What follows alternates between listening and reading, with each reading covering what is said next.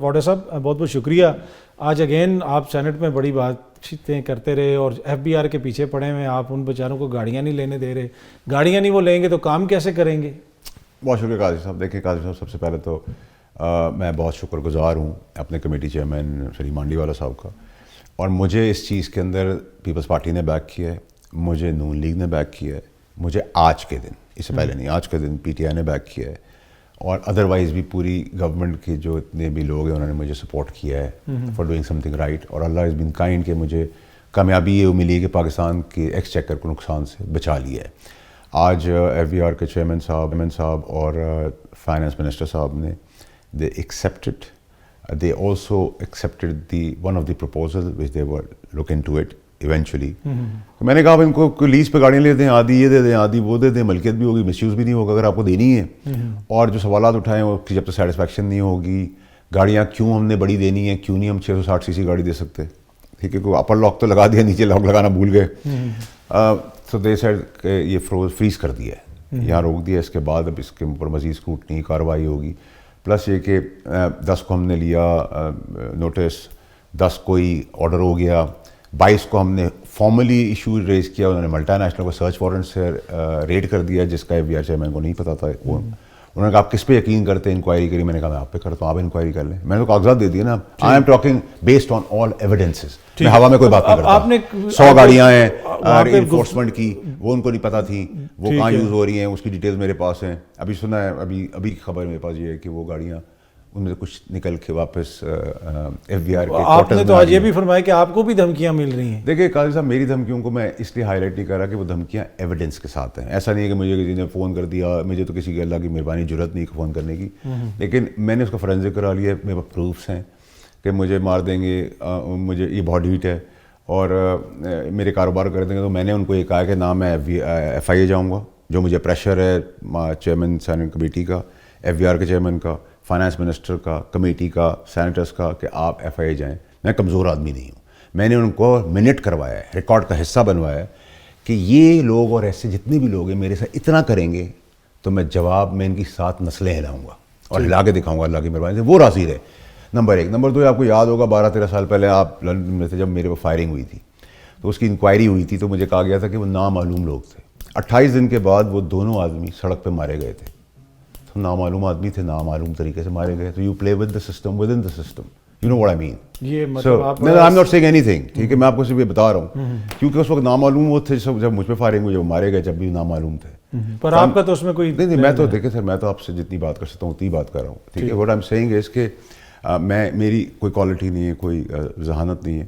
ایک چیز مجھے اللہ نے دی ہے، میں دوستی اور دشمنی کھل کے پر سر اگر آپ اتنا پین لیتے ہیں تو ایک وزارت لے لیں. مطلب آپ کو آج بھی انہوں نے آفر کی کہ آپ ہمارے معاملات کو دیکھیں، ہماری کمیٹی میں شامل ہوں، چیزوں کو بہتر کریں نا. ملک کے لیے اگر آپ کر رہے ہیں تو ایک وزارت لیں اور چیزوں کو بہتر طریقے سے کریں. دیکھیں جی، ہم نے تو قاضی صاحب اپنی پی ٹی آئی کی گورنمنٹ میں بھی کابینہ میں کھڑا ہوا الٹی چیزوں کے اوپر 190 ملین پہ کھڑا ہوا. پی ٹی آئی کے لوگوں نے آ کے ایکسیپٹ کیا ٹی وی کے اوپر. میں رانا ثناءاللہ صاحب کو جانتا کہیں سے نہیں تھا، میں ان کے لیے کھڑا ہوا کابینہ کے اندر. اس وقت بھی ہم مشکل کام، تکلیف والے کام کر رہے تھے. اس وقت مزے کسی اور نے لوٹے. اس بار بھی ہم پاکستان کے لیے اچھے اور مشکل کام کر رہے ہیں، مزے کوئی اور لوٹ رہا ہے. اب قسمت کی بات ہے نا. ہم تو صبح اٹھتے ہیں، خود ہی شکار ڈھونڈتے ہیں، شکار مارتے ہیں اور شکار کھاتے ہیں. اچھا واڈر صاحب، حکومت سے تو مذاکرات ایک طرح سے ختم ہو گئے تحریک انصاف کے، کیا اسٹیبلشمنٹ سے ابھی بھی کوئی بات چیت ہو رہی ہے؟ قاضی صاحب دیکھیں، میں نے آپ کو وقت سے پہلے بتایا تھا کہ مذاکرات ہی مذاق ہو رہا ہے اور یہ مذاکرات نہیں ہوں گے، ختم ہو جائیں گے. اور جب ختم ہو جائیں گے تو پھر ایک ٹائم آئے گا جب حکومت اکڑ جائے گی اور پی ٹی آئی لیٹ جائے گی. وہ آنا ہے آگے ٹائم.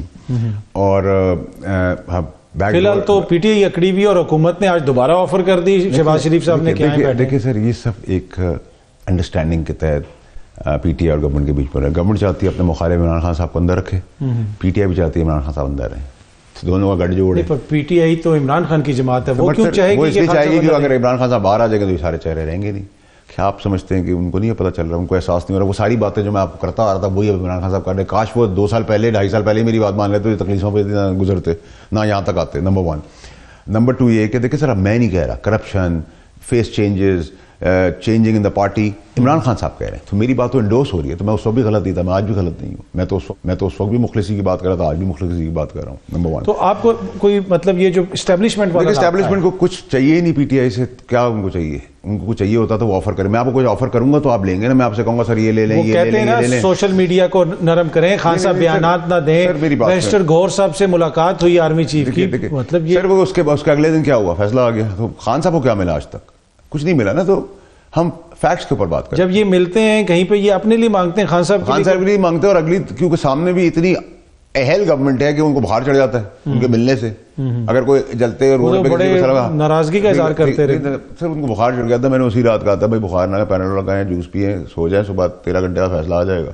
ٹھیک ہے, because it's an open and shut case. Having said that, دیکھیے جب تک ہمارا جوڈیشل نظام ٹھیک نہیں ہوگا نا پاکستان میں, کچھ نہیں اچھا ہو سکتا. دیکھیں میں نے آپ کو بتایا بھٹو صاحب کو ہم نے پھانسی دے دی.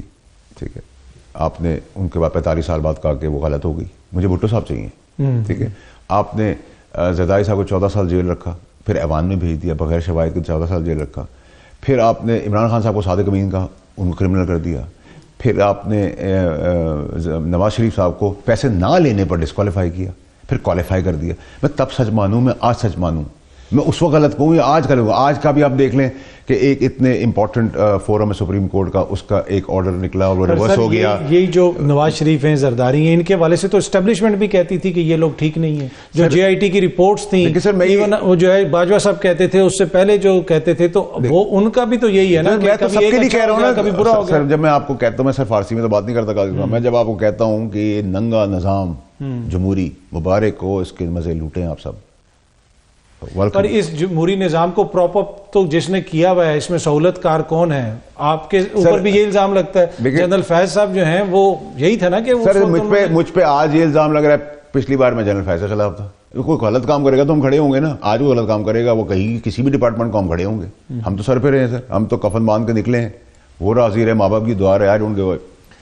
پر آپ کو لگتا ہے کہ کوئی سیٹلمنٹ ہوگی, خان صاحب باہر آئیں گے؟ آپ کو خان صاحب مجھے ہائی کورٹ میں بھی یہ اوپن اینڈ شٹ کیس ہے, ہائی کورٹ میں کوئی ریلیف نہیں ملا, کنٹینیوڈ رہے گی یہ سزا.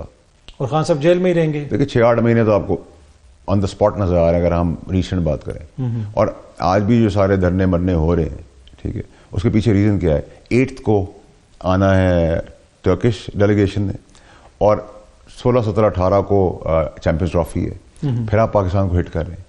یہ سیاست آپ کو کہیں نہیں لے کے جائے گی. پی ٹی آئی مانگ رہی ہے مینار پاکستان.